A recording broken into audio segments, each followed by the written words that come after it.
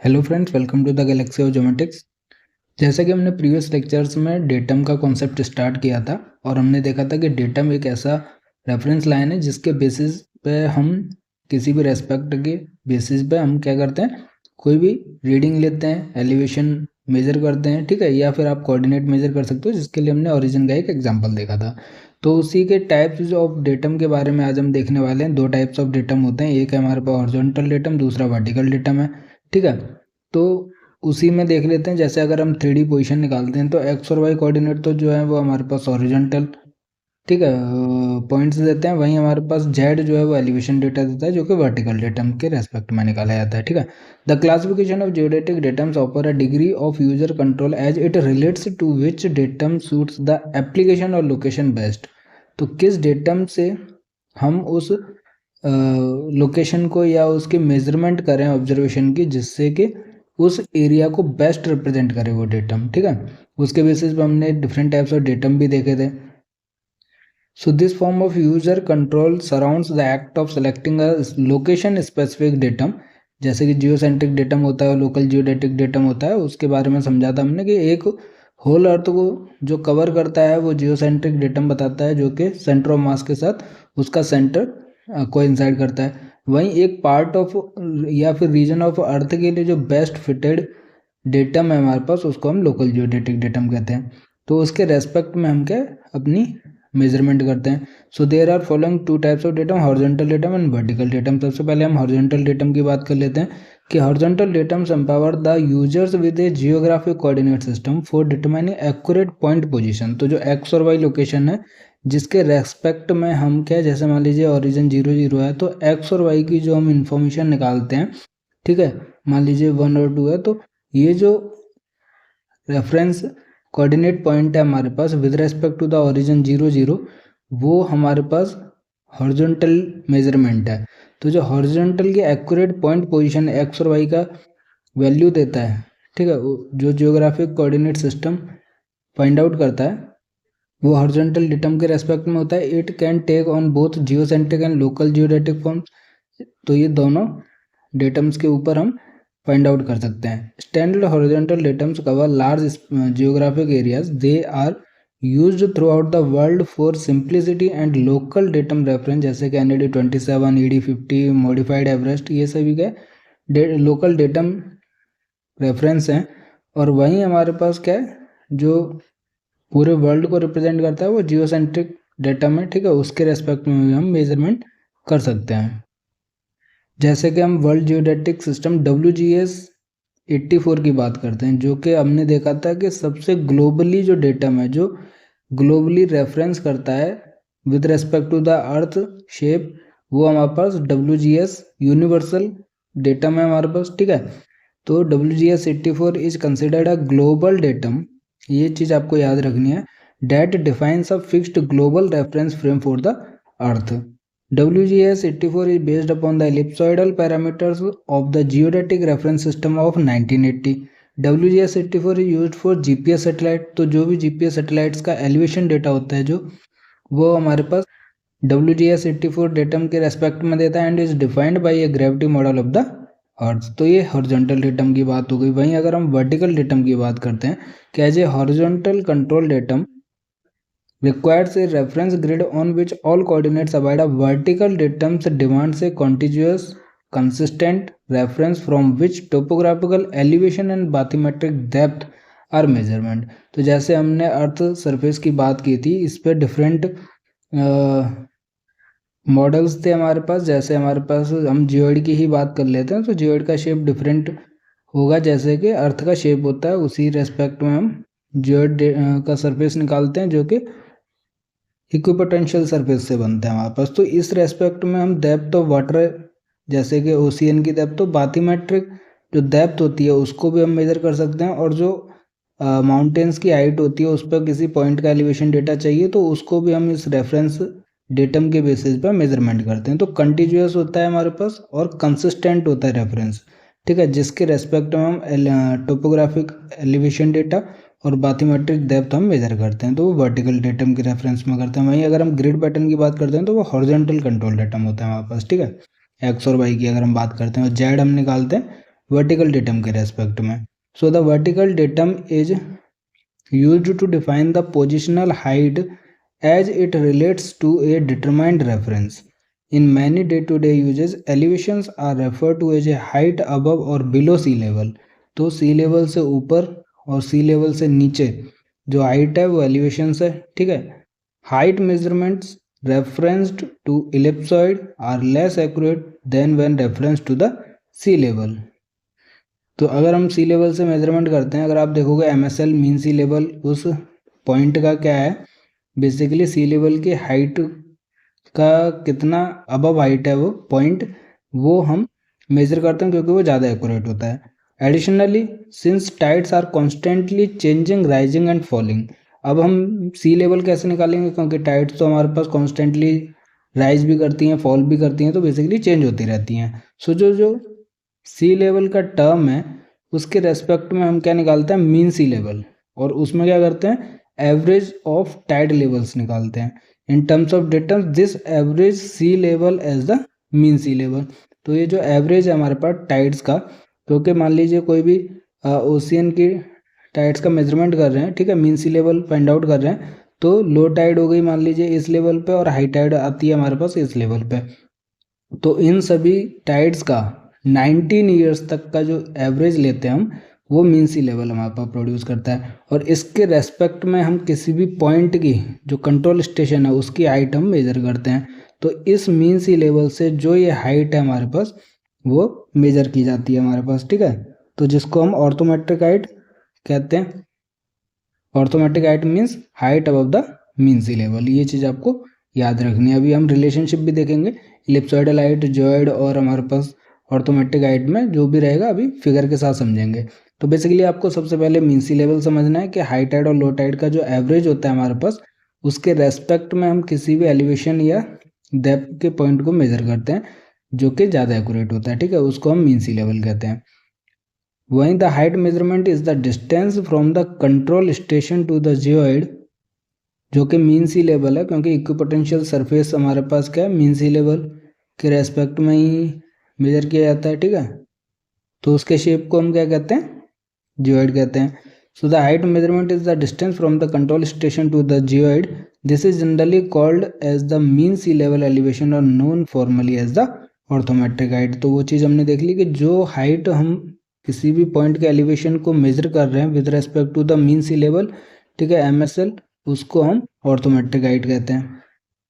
For understanding the relationship between these reference surfaces we must examine the separations between the accurate but complex geoid MSL and the general but simple ellipsoid। तो एक हमारे पास इलिप्सॉइडल surface था, एक हमारे पास geoid surface था, ठीक है, उसी अर्थ शेप का। तो इनके बीच का जो वेरिएशन है, जो इनके बीच का डिफरेंस है, हम उसको क्या कहते हैं, जियोइड सेपरेशंस या फिर अंडुलेशंस कहते हैं। तो जियोइड इलिप्सॉइड सेपरेशन या फिर अंडुलेशंस कहते हैं, ठीक है। अभी फिगर में भी देखेंगे, तो उसको समझना बहुत ज़रूरी है, उससे रिलेटेड न्यूमेरिकल हमें पूछे जाते हैं, उसका फॉर्मूला भी हम देखेंगे। तो सबसे पहले ऑर्थोमेट्रिक हाइट समझनी है, और जो इलिप्सॉइड जो डेटा है हमारे पास, ठीक है, इलिप्सॉइड मॉडल है, उसके रेस्पेक्ट में अगर हम उस पॉइंट की एलिवेशन को निकालते हैं तो वो हमारे पास इलिप्सॉइडल हाइट होती है, ठीक है। So for understanding the relationship between these reference surfaces we must examine the separations between the accurate but complex geoid MSL and the simple but जो जनरली हम इलिप्सॉइड बोलते हैं। So these surface differences are called the geoid ellipsoid separations और undulations. तो basically अगर आप exam में देखोगे, गेट एग्जाम के क्वेश्चंस में, तो जियोइड अंडुलेशन या जियोइड सेपरेशन के नाम से हमारे पास ये डिफरेंस नेम्ड किया जाता है, ठीक है, जाना जाता है। The geoid ellipsoid separation is an important factor in defining the vertical position as it relates to the vertical datum.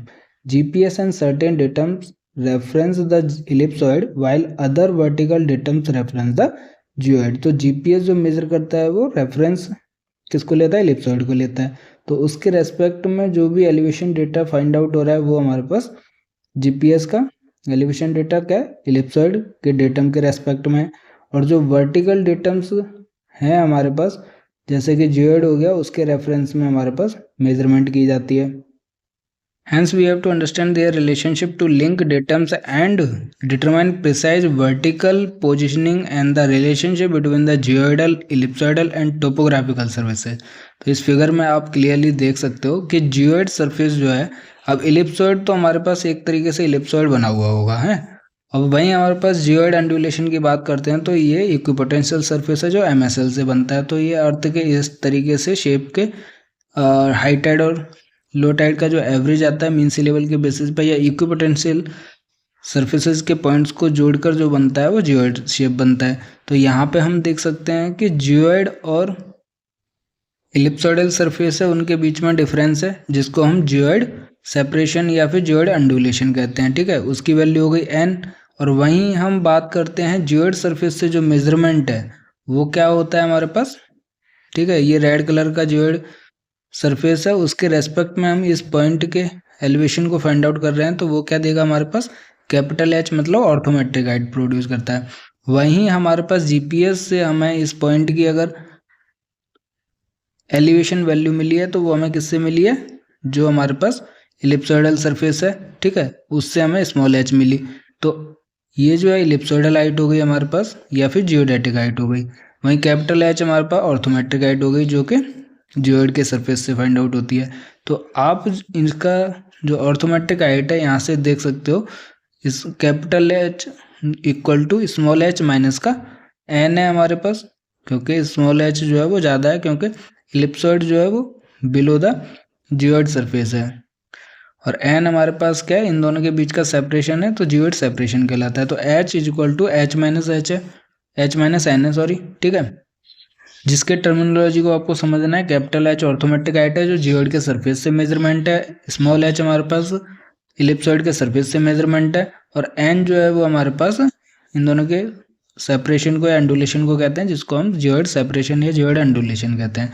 तो capital H is equal to h minus का n होता है। अब हो सकता है कि हमारे पास ये जो रेड कलर है या फिर जियोइड सरफेस है इलिप्सॉइडल हाइट से नीचे हो इलिप्सॉइड सरफेस से, तो अगर हम इस पॉइंट का निकालते हैं तो हमारे पास स्मॉल h जो है वो ज़्यादा हो जाएगा, कम हो जाएगा, और कैपिटल H हमारे पास ज़्यादा हो जाएगा, क्योंकि हमारे पास नीचे वाले से कैपिटल H मेजर हो रहा है और ऊपर वाले से हमारे पास स्मॉल h मेजर हो रहा है। ठीक है, तो इस केस में हमारे पास जो h रहेगा वो हमारे पास स्मॉल h प्लस का n हो जाएगा। ठीक है, तो जो इनके बीच का रिलेशनशिप है आप इजीली देख सकते हो। बस आपको जो याद रखना है वो ऑर्थोमेट्रिक हाइट है जो जियोइड सरफेस से नापी जाती है, इलिप्सॉइडल और जियोडेटिक हाइट है जो हमारे पास इलिप्सॉइड सरफेस से नापी जाती है। उन दोनों के बीच के डिफरेंस को क्या कहते हैं, हम जियोइड सेपरेशन कहते हैं। तो ये चीज़ आपको याद रखनी है। ठीक है, अब हमने बाथीमेट्री डेप्थ का यूज किया था। तो बाथीमेट्री क्या है, it is the study of underwater depth of lake और ocean floors as oppose to the elevation which describe the height of the earth surface from a reference level that is mean sea level. तो mean sea level से अगर हम depth नाप रहे हैं ocean की या लेक की तो वो हमारे पास बाथीमेट्री स्टडी कहलाती है। ठीक है, तो ये हमारे पास डेटम्स की बात थी, वर्टिकल और हॉरिजॉन्टल डेटम। इसमें सबसे ज़्यादा इंपॉर्टेंट था हमारे पास इस फॉर्मूले को समझना, जिससे हमारे पास क्वेश्चन गेट एग्जाम में पूछे जाते हैं। ठीक है, तो आगे हम बात करते हैं अब कोऑर्डिनेट सिस्टम की। दो टाइप्स के कोऑर्डिनेट सिस्टम होते हैं जिसके रेफरेंस में हम किसी पॉइंट की लोकेशन फाइंड आउट करते हैं। तो कोऑर्डिनेट सिस्टम होता क्या है, सबसे पहले वो समझ लेते हैं। A coordinate system is required to locate points precisely as well as measure distance and direction correctly। तो कोऑर्डिनेट सिस्टम के रेफरेंस पे हम क्या करते हैं, किसी पॉइंट की लोकेशन फाइंड आउट करते हैं, उसके साथ साथ हम उसके रेस्पेक्ट में हम डिस्टेंस को मेज़र कर सकते हैं, क्योंकि किसी भी दो पॉइंट के बीच का डिस्टेंस अगर हम मेज़र करना है तो अगर हमें लोकेशन या सॉरी कोऑर्डिनेट हमें उनके पता है x1 y1 और x2 y2, तो हम ईजिली फार्मूला लगा के डिस्टेंस का, ठीक है, x2 माइनस x1 का square plus y2 minus y1 का स्क्वायर का होल स्क्वायर रूट कर देते हैं, तो हमारे पास डिस्टेंस उन दोनों पॉइंट्स के बीच का फाइंड आउट हो जाता है। ठीक है, उसके रेस्पेक्ट में हम क्या डायरेक्शन भी हम फाइंड आउट कर सकते हैं, कोऑर्डिनेट के रेस्पेक्ट में tan थीटा निकाल के उसका डायरेक्शन फाइंड आउट कर सकते हैं। तो ये क्या होता है हमारे पास, कोऑर्डिनेट सिस्टम से हम किसी पॉइंट को लोकेट कर सकते हैं। A coordinate is a number set that denotes a specific location within a reference system. तो किसी भी रेफरेंस सिस्टम के अंदर, चाहे वो हमारे पास जियोग्राफिक हो चाहे वो हमारे पास प्लेनर कोऑर्डिनेट सिस्टम हो, किसी भी पॉइंट का लोकेशन जो है वो स्पेसिफिक होता है, डिफरेंट होता है हमारे पास। तो जिस पॉइंट की लोकेशन हमारे पास फाइंड आउट है, या अवेलेबल है हमारे पास, तो हम उस पॉइंट को लोकेट कर सकते हैं, ठीक है, उस कोऑर्डिनेट सिस्टम के अंदर। A coordinate system is often structured in a 2 dimensional और 3 dimensional plane that consist of a set of reference points and rules that define the spatial position of the points। तो हम जो है coordinate system की help से ही किसी point को locate कर सकते हैं 2 डायमेंशनल में और 3 डायमेंशनल प्लेन के अंदर। अब जनरली देखा जाए तो 2 टाइप्स के हमारे पास कोऑर्डिनेट सिस्टम होता है। एक हमारे पास है जियोग्राफिक कोऑर्डिनेट सिस्टम, ठीक है, आपने लैटिट्यूड लॉन्गिट्यूड्स में देखा होगा, आपका जो लोकेशन इन्फॉर्मेशन है वो अवेलेबल रहता है। वहीं कोऑर्डिनेट और जो रेक्टेंगुलर और प्लेनर कोऑर्डिनेट सिस्टम भी होता है, जिसके अंदर हम मीटर में नॉर्थिंग ईस्टिंग पॉइंट्स की लोकेशन फाइंड आउट करते हैं, ठीक है। तो सबसे पहले हम जियोग्राफिक कोऑर्डिनेट सिस्टम के बारे में देख लेते हैं, क्योंकि ये हमारे पास क्या 3 डायमेंशनल कोऑर्डिनेट सिस्टम है that enables every location on the earth to be specified by a set of number. तो एक पार्टिकुलर लेट और लॉन्ग, ठीक है, या फिर आप उसका कह लीजिए इलिप्सोइडल हाइट भी रहती है जेड के फॉर्म में, ठीक है, एलिवेशन डेटा के फॉर्म में। तो आप 3 डायमेंशनल कोऑर्डिनेट सिस्टम अवेलेबल है, ठीक है। तो इसमें डिग्री मिनट सेकंड के अंदर आप देखोगे कोऑर्डिनेट्स अवेलेबल रहते हैं। तो एक सेट ऑफ नंबर होता है जो एक पर्टिकुलर पॉइंट को डिफाइन करता है अर्थ के ऊपर, ठीक है। तो हर एक लोकेशन जो है वो डिफरेंट वैल्यू रखती है हमारे पास, ठीक है। तो उस पर्टिकुलर स्पेसिफिक वैल्यू से हम किसी पॉइंट की लोकेशन फाइंड आउट कर सकते हैं। तो वो जियोग्राफिक कोऑर्डिनेट सिस्टम है हमारे पास, ठीक है। तो आप इस फिगर में देख सकते हो कि लैटिट्यूड्स अवेलेबल हैं हमारे पास पूरे अर्थ को कवर करते हुए, ठीक है, जिनको हम पैरेलल्स भी कहते हैं, ठीक है। ये हमारे पास लैटिट्यूड्स हैं जो पैरेलल्स कहलाते हैं, और जो बीच वाला है हम इसको इक्वेटर कहते हैं, जो अर्थ को 2 इक्वल पार्ट में डिवाइड करता है। अब बेसिकली ये भी डिग्री मिनट और सेकंड में अवेलेबल रहते हैं। वहीं दूसरा जो है वो है लॉन्गिट्यूड्स, ठीक है, जो पोल टू पोल मूव करते हैं। अब पोल टू पोल रहता है हमारे पास, और ये जो सेंटर पॉइंट है जो 0 डिग्री रिप्रेजेंट करता है उसको हम ग्रीनविच प्राइम मेरिडियन कहते हैं, ठीक है, जिसके बेसिस पे हमारे पास सारे मेरिडियंस अवेलेबल हैं ईस्टिंग से वेस्टिंग तक हमारे पास, ठीक है। ईस्टिंग हमारे पास 180 डिग्री ईस्ट तक रहता है, 180 डिग्री वेस्ट तक रहता है। ये सारी चीज़ें हमने जब यूटीएम जोन्स के बारे में पढ़ा था वहाँ पे देखा था। तो आपको सिंपली समझना है कि आपको किसी भी पॉइंट पे अर्थ के ऊपर पॉइंट अवेलेबल है उसका कोऑर्डिनेट निकालना है, उसके कोऑर्डिनेट्स फाइंड आउट करने हैं in respect of geographical coordinate system. तो आप यहाँ से फाइंड आउट कर सकते हो सबसे पहले कि ये 40 डिग्री लॉन्गिट्यूड है हमारे पास और 60 डिग्री है, तो इसके बीच में आएगा। वहीं देखोगे आप तो ये 20 डिग्री और 40 डिग्री लैटिट्यूड के बीच में है, तो आप इसका ईजिली लेट और लॉन्ग की वैल्यू निकाल सकते हो, ठीक है।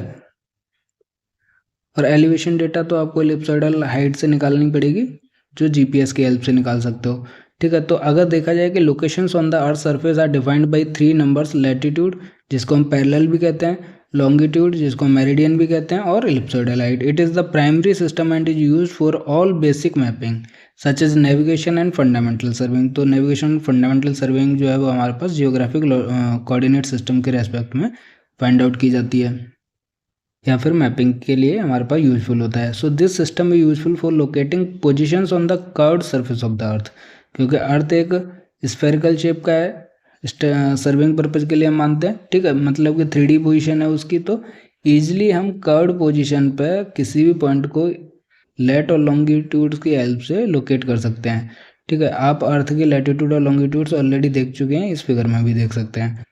तो इसके अंदर पैरेलल्स, मेरिडियंस और origin of geographic coordinate system available है, ठीक है। So the geographic coordinate system is defined on the earth 3 dimensional ellipsoid और on the authalic sphere through a series of horizontal and vertical reference lines. तो authalic sphere भी हमें पता है जिसका area equal to the ellipsoid surface होता है हमारे पास। तो जियोग्राफिक कोऑर्डिनेट सिस्टम जो है वो डिफाइन किया जाता है जैसे कि अर्थ का 3 डायमेंशनल इलिप्सॉइड या फिर ऑथलिक स्फीयर है, जिसके रेस्पेक्ट में हमारे पास जो रेफरेंस लाइंस हैं हॉरिजॉन्टल के लिए और वर्टिकल के लिए हमारे पास जो रेफरेंस लाइंस हैं उसके रेस्पेक्ट में हम किसी पॉइंट को कोऑर्डिनेट्स या लोकेशन निकालते हैं। The vertical lines are called longitude. Since longitudes meet at the poles, they are often called meridians. Vertical lines के लिए हमारे पास लॉन्गिट्यूड अवेलेबल रहता है, वहीं हॉरिजॉन्टल लाइंस के लिए लैटिट्यूड्स, जिसको हम पैरेलल्स भी कहते हैं, ठीक है, क्योंकि वो एक दूसरे के पैरेलल होती हैं, तो उनको हम पैरेलल्स भी कहते हैं। And earth parallel intersect every meridian at right angles. ये चीज़ भी आपको याद रखनी है कि वो एक दूसरे को जो है, चाहे हमारे पास लैटिट्यूड हो और लॉन्गिट्यूड किसी भी पॉइंट पे हो, वो एक दूसरे को 90 डिग्री मीन्स राइट एंगल्स पे कट करती हैं, इंटरसेक्ट करती हैं।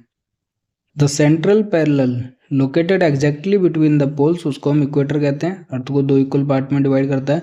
दिस सेंट्रल और standard parallel holds at latitudinal value of 0 degree.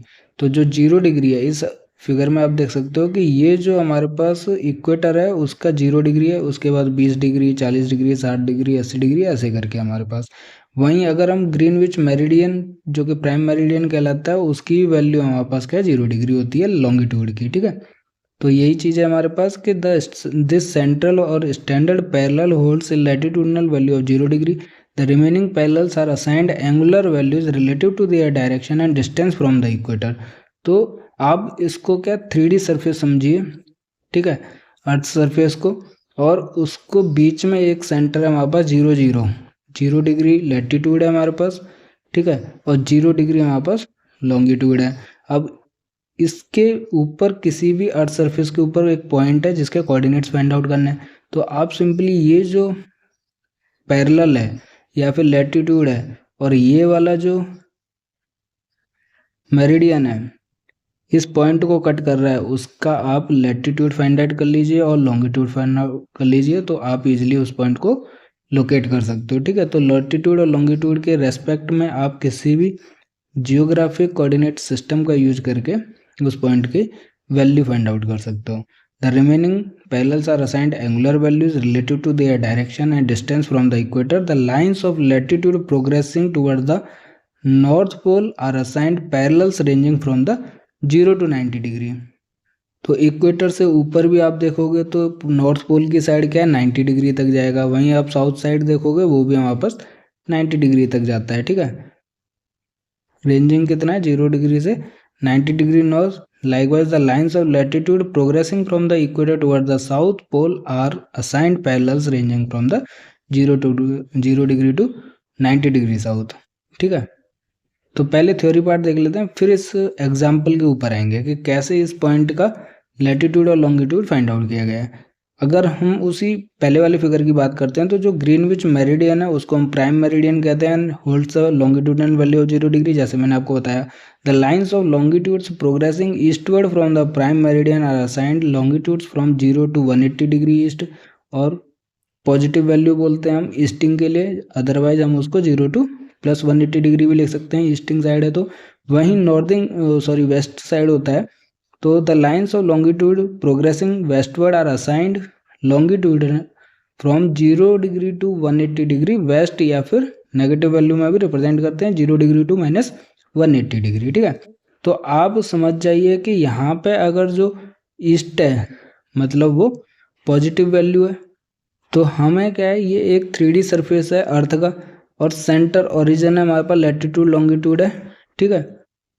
तो जैसे मैंने आपको बताया कि आप 3D सरफेस के ऊपर किसी भी एक पॉइंट की लोकेशन फाइंड आउट करना चाह रहे हो, जियोग्राफिक कोऑर्डिनेट सिस्टम की हेल्प से उस पॉइंट के कोऑर्डिनेट्स फाइंड आउट करना चाह रहे हो, तो हमें क्या, सबसे पहले इस इक्वेटर जो 0 डिग्री है उसके रेस्पेक्ट में आप देखोगे, ये हमारे पास होगा कोई इक्वेटर, ये 30 डिग्री का इक्वेटर पैरेलल अवेलेबल है या फिर लैटिट्यूड अवेलेबल है। ये हमारे पास क्या है, 60 डिग्री का है। तो इसके बीच में हमारे पास कोई एक इक्वेटर है जो इस पॉइंट को कट करेगा, तो वो कितना है हमारे पास, 54 डिग्री ऊपर नॉर्थ साइड है, तो 54 डिग्री नॉर्थ हो गया हमारे पास लैटिट्यूड, ठीक है। और वहीं हम लॉन्गिट्यूड निकालना चाह रहे हैं, तो ये हमारे पास प्राइम मेरिडियन हो गया, इसके रेस्पेक्ट में आप देखोगे ये 30 डिग्री हो गया, ये 60 डिग्री मेरिडियन हो गया।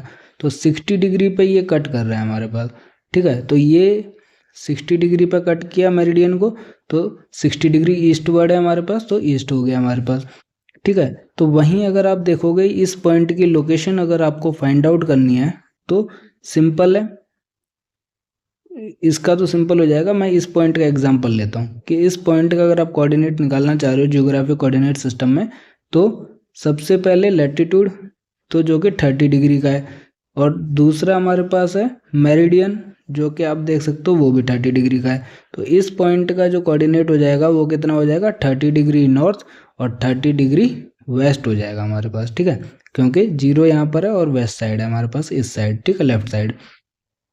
तो बेसिकली आप उस अर्थ सरफेस के ऊपर, किसी भी पॉइंट सरफेस के ऊपर कौन सा लैटिट्यूड या पैरेलल कट कर रहा है और कौन सा हमारे पास कितने डिग्री का उस पॉइंट को मेरिडियन या लॉन्गिट्यूड कट कर रहा है, उस पॉइंट का कोऑर्डिनेट निकालने के लिए आपको उसका इंटरसेक्शन पॉइंट फाइंड आउट करना है, ठीक है।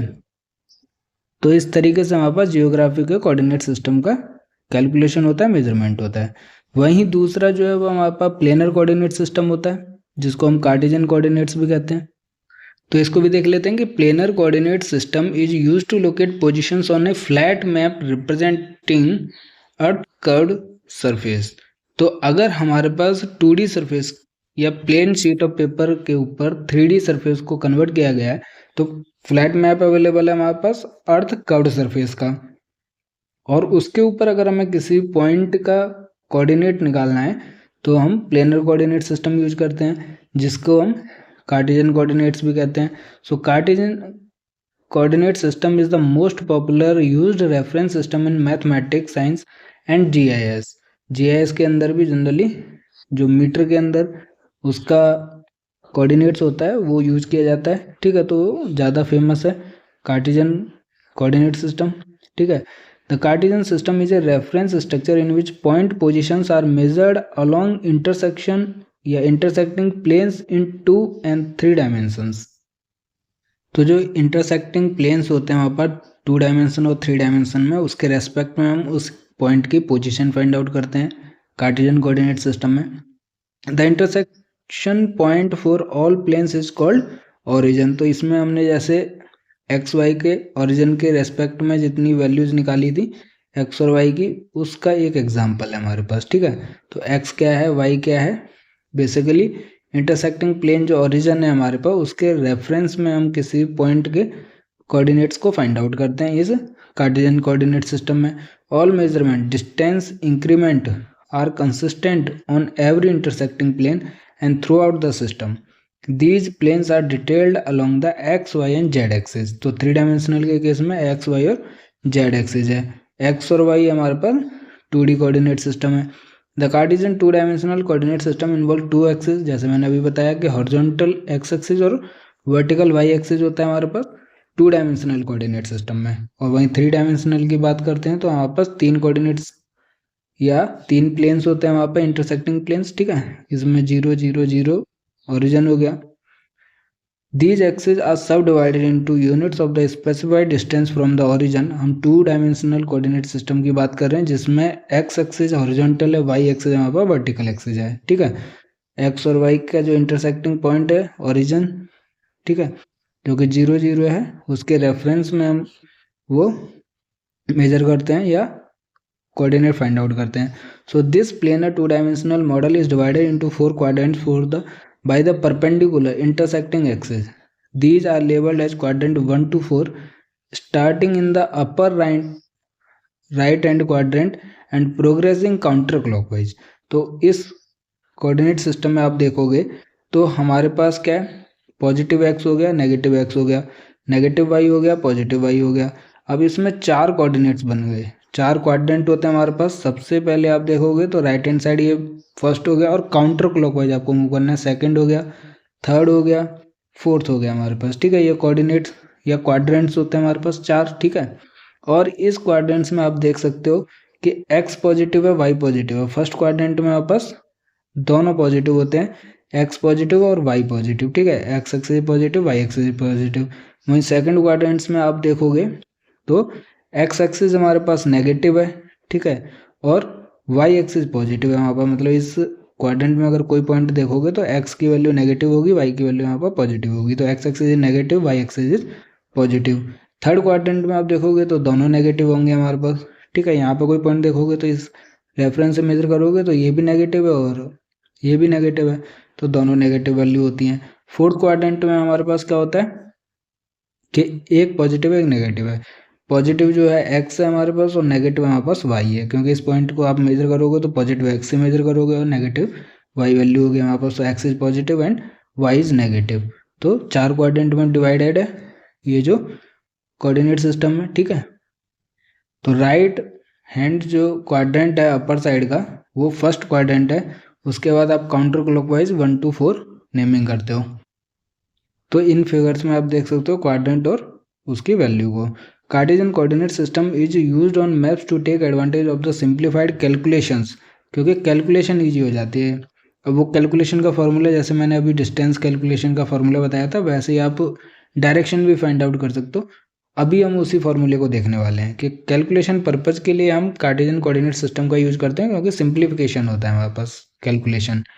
Calculating distance and direction on plane is very basic. However, calculating distance and direction on a sphere or on Earth's surface are not that simple because the complex spherical geometry या trigonometry functions। तो इसी simplification के लिए calculation के लिए, क्योंकि 3 dimensional या spherical trigonometry function का यूज करके हम 3D सरफेस या अर्थ सरफेस के ऊपर डिस्टेंस और डायरेक्शन कैलकुलेशन करते हैं, बट इस कार्टेशियन कोऑर्डिनेट सिस्टम में हम सिंपली फॉर्मूला लगा के डिस्टेंस और डायरेक्शन कैलकुलेट करते हैं, ठीक है। Therefore working with A planar surface simplifies calculations and promote the use of maps. This can be used for applications at different scales. जैसे कि डिस्टेंस की मैं बात कर रहा था कि 2 पॉइंट का डिस्टेंस अगर हमारे पास निकालना है और उनके कोऑर्डिनेट्स हमें पता है, तो फर्स्ट कोऑर्डिनेट क्या है हमारे पास फर्स्ट पॉइंट के x1 y1, वहीं सेकंड पॉइंट के हमारे पास जो 2 पॉइंट्स हैं कार्टेशियन प्लेन के अंदर x2 y2 कोऑर्डिनेट्स हैं। तो इनके बीच का जो डिस्टेंस है वो स्क्वायर रूट ऑफ, क्योंकि x इस होल के पावर 1/2 है, मतलब स्क्वायर रूट है हमारे पास, ठीक है। तो x1 minus x2 square plus y1 minus y2 का स्क्वायर होता है। इसका स्क्वायर रूट करोगे तो आपको इन दोनों के बीच का जो डिस्टेंस है वो आपको निकल जाता है। The value of x and why should be taken with proper arithmetical science. अब यहाँ पे क्या है, एक्स और वाई की जो वैल्यू है क्वाड्रेंट के हिसाब से प्रॉपरली जो आनी चाहिए, नेगेटिव साइन है तो नेगेटिव साइन के साथ लेनी है, पॉजिटिव साइन है तो पॉजिटिव साइन के साथ। अगर मान लीजिए हमारे पास x1 की वैल्यू -2 है और x2 की वैल्यू +2 है, तो -2 हमारे पास -4 का स्क्वायर हो जाएगा, न कि वो कैंसिल आउट हो जाएंगे। तो अर्थमेटिक साइन के साथ प्रॉपरली उनको कंसिडर किया जाता है कि पॉइंट अगर फर्स्ट क्वाड्रेंट में फॉल कर रहा है तो दोनों वैल्यू पॉजिटिव होंगी हमारे पास, वहीं पॉइंट अगर सेकंड क्वाड्रेंट में फॉल कर रहा है तो x की वैल्यू नेगेटिव, y की वैल्यू पॉजिटिव होती है। तो क्वाड्रेंट के हिसाब से आपको उसकी वैल्यू जो अर्थमेटिकल साइन के साथ उस प्रॉपर वैल्यू को कंसिडर करना है डिस्टेंस निकालते हुए। If arithmetical science are not properly use, the distance calculated using the above formula will not be correct, ठीक है। क्योंकि अगर आप वैल्यू सिर्फ 2 और 2 ले लोगे तो दोनों तो कैंसिल आउट हो जाएंगी, बट हमारे पास क्या होगा कि x की वैल्यू नेगेटिव है, मीन्स x1 की वैल्यू -2 है और x2 की वैल्यू +2 है, तो फॉर्मूले के अंदर x1 माइनस x2 है, तो -2 का स्क्वायर हो जाएगा, मतलब कि -4 का स्क्वायर मतलब 16 हो जाएगा। तो बेसिकली आपको वैल्यू -2 लेनी है, न कि 2 लेनी है। जो अर्थमेटिकल साइन होगा उसका पॉजिटिव नेगेटिव उसके हिसाब से उसको कंसिडर करना है, ठीक है। तो ये हमारे पास कोऑर्डिनेट सिस्टम है। और मैप्स की जो लेक्चर सीरीज है उसका लास्ट लेक्चर है हमारे पास। इसमें जो भी इम्पोर्टेंट टॉपिक्स मैप्स से रिलेटेड, जो भी गेट ज्योमेट्रिक्स का सिलेबस है उसके अंदर जितने भी पॉइंट्स हैं वो सारे कवर किए हमने, ठीक है। कुछ भी चीज़ें होंगी वो अलग से हमारे पास कवर की जाएंगी, और जो प्रीवियस ईयर के क्वेश्चंस हैं वो तो ऑलरेडी उसके सॉल्यूशन जो एनालिसिस वीडियो हैं उसके अंदर अवेलेबल रहते हैं। उससे रिलेटेड उसका जो भी एक्सप्लेनेशन रहता है, रिलेटेड इन्फॉर्मेशन रहती है, वो प्रोवाइड की जाती है हमारे पास, ठीक है। तो इस वीडियो लेक्चर में अगर आपको कोई भी डाउट है तो आप हमें कमेंट कर सकते हैं वीडियो के ऊपर, नहीं तो आप हमारे साथ टेलीग्राम व्हाट्सएप चैनल पर जुड़ सकते हैं, जिसका लिंक जो वीडियो के डिस्क्रिप्शन में अवेलेबल है। दोस्तों के साथ इस वीडियो को शेयर कीजिए, चैनल को सब्सक्राइब कीजिए। हंसते रहिए, पढ़ते रहिए, मुस्कुराते रहिए। मिलते हैं नेक्स्ट लेक्चर में। Thank you.